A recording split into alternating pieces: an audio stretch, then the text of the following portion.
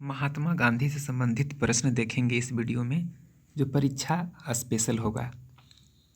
इनका जन्म 2 अक्टूबर 1969 को पोरबंदर, गुजरात में हुआ था। पिता करमचंद गांधी, माता पुतलीबाई गांधी और पत्नी कस्तूरबा गांधी थी।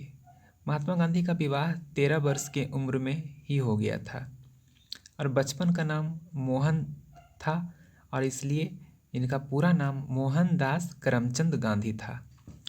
इनकी पढ़ाई की बात करें तो शुरुआती समय में उनके अपने ही क्षेत्र में, ग्रामीण क्षेत्र में हुआ।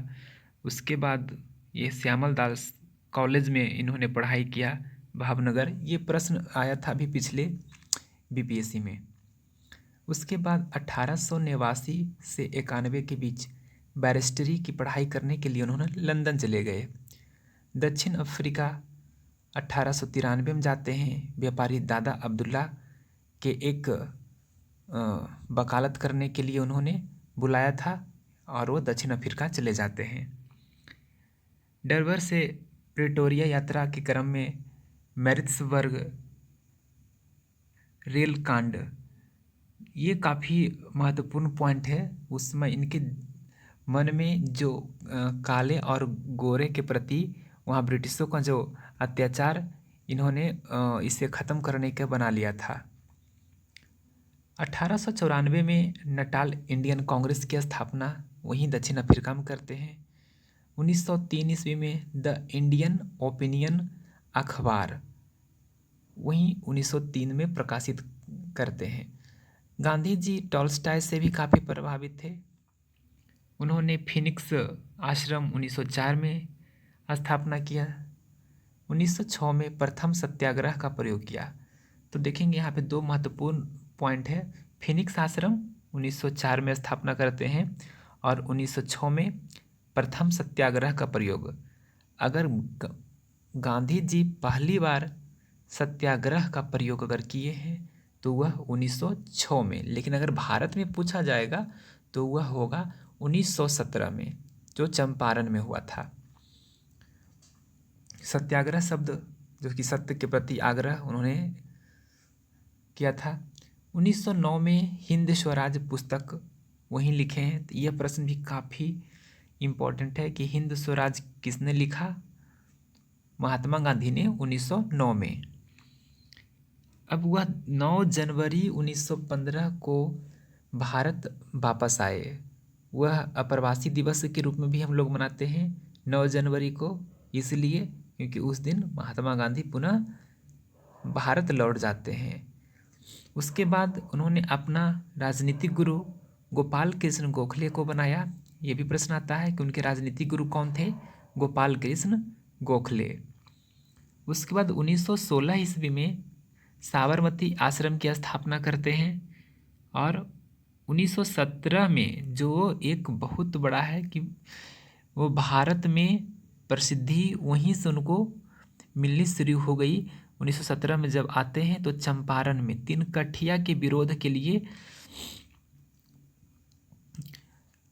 उन्होंने सत्याग्रह किया था और वह सफल भी रहा था, क्योंकि 3/20 3 कट्ठा खेती करना होता था नील का, जिसके लिए किसानों ने उन्हें बुलाया था और उसके विरोध के लिए उन्होंने सत्याग्रह किया था।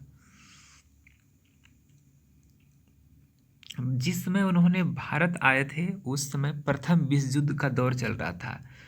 तो अंग्रेज़ों को साथ देने के लिए, ताकि हमें भी अंग्रेज़ साथ दे, भारतीयों को अंग्रेजी फौज में भर्ती होने के लिए उन्होंने कहा और इसलिए गांधी जी को भर्ती करने वाला सर्जेंट के रूप में भी जाना जाता है। 1918 में अहमदाबाद मिल मजदूर के बोनस के लिए भी उन्होंने पहली बार भूख हड़ताल किया था और वह भी सफल रहा था।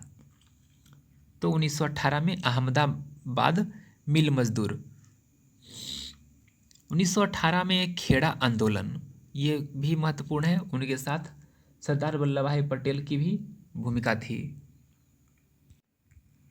फिर खिलाफत आंदोलन 1919 से 1922। खिलाफत जो खलीफा का पद तुर्की में होता था, तो उसके ही विरोध में जो खिलाफत आंदोलन हुआ था तो भारत में इसका नेतृत्व गांधी जी ने इसलिए किया था कि ताकि मुस्लिमों को राष्ट्रीय आंदोलन में भूमिका हो सके, उससे साथ मिल सके। असहयोग आंदोलन जो 1920 से 22 तक चला। नागपुर अधिवेशन दिसंबर 1920 में असहयोग आंदोलन के लिए प्रस्ताव पारित हुआ था। इसमें बहुत सारे लोग का मत नहीं मिल रहा था, जिसमें एनी बेसेंट ने इसे मूर्खतापूर्ण विरोध भी कहा। 5 फरवरी 1922 को चौरी चौरा कांड हो गया गोरखपुर में, और इसके ही कारण से 11 फरवरी 1922 को असहयोग आंदोलन को स्थगित करने की घोषणा गांधी जी ने कर दिया। इसके बाद से ही स्वराज पार्टी की स्थापना होती है 23 में, क्योंकि अब इसके बाद चित्तरंजन दास और मोतीलाल नेहरू ने एक अलग पार्टी बनाने का निर्णय किया ताकि जिससे ये निर्वाचन की मांग कर सके। गांधी दास पैक्ट, फिर 1924 में महात्मा गांधी और चित्तरंजन दास के बीच समझौता होता है। सबने अवज्ञा आंदोलन 1930-31, 1930-31, फिर 32-34 तक चला। 1930 में 11 सूत्री मांग इरविन के समय हुआ था, ये भी याद रखेंगे, पूछता है। दांडी मार्च 12 मार्च 1930, जिसमें नमक कानून को भंग किया गया था, यह 12 मार्च 1930 को प्रारंभ हुआ था और 6 अप्रैल 1930 को वहाँ जाकर के कानून को भंग किया गया था। यह 24 दिनों तक चला था। इसमें 78 सहयोगियों के द्वारा लगभग 241 मील की दूरी तय किया गया था। तो प्रारंभ में 78 सहयोगी थे, वहाँ पहुँचते पहुँचते तो संख्या लाखों में तब्दील हो गई थी। महिलाओं की बहुत बड़ी भूमिका वहाँ पे उभर कर आई थी। फिर गोलमेज सम्मेलन 1930, 31 और 32, 3 गोलमेज सम्मेलन होता है, उसमें मैकडोनाल्ड थे। और गांधी जी सिर्फ कांग्रेस के नेतृत्व करने के लिए दूसरा गोलमेज में जाते हैं 1931 में, और वही 5 मार्च 1931 को गांधी इरविन समझौता होता है पुनः, लेकिन इरविन नहीं मानता है और इसलिए फिर गांधी जी ने असहयोग आंदोलन शुरू कर दिया था। पूना पैक्ट समझौता 26 सितंबर 1932, 71 से बढ़ाकर 147। ये क्या है कि उसमें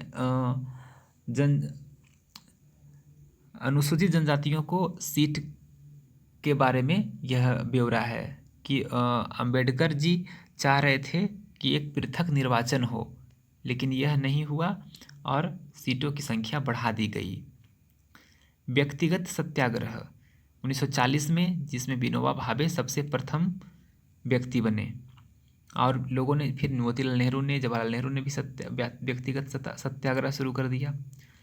भारत छोड़ो आंदोलन 1942, जिसे अगस्त क्रांति भी कहते हैं, ये 8 अगस्त को शुरू हुआ था। उसमें जीरो ऑपरेशन चला करके महात्मा गांधी और अन्य बड़े नेताओं को कैद कर लिया गया था। महात्मा गांधी को आगा खां पैलेस में रखा गया था।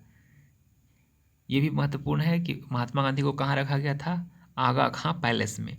फिर महात्मा गांधी की मृत्यु 30 जनवरी 1948 को नाथूराम गोडसे ने कर दिया था, इसलिए 30 जनवरी को हम शहीद दिवस के रूप में मनाते हैं। और वही महात्मा गांधी जब भारत आए हैं और उससे लेकर के अंत तक जो है, यह गांधी युग के नाम से भी जाना जाता है।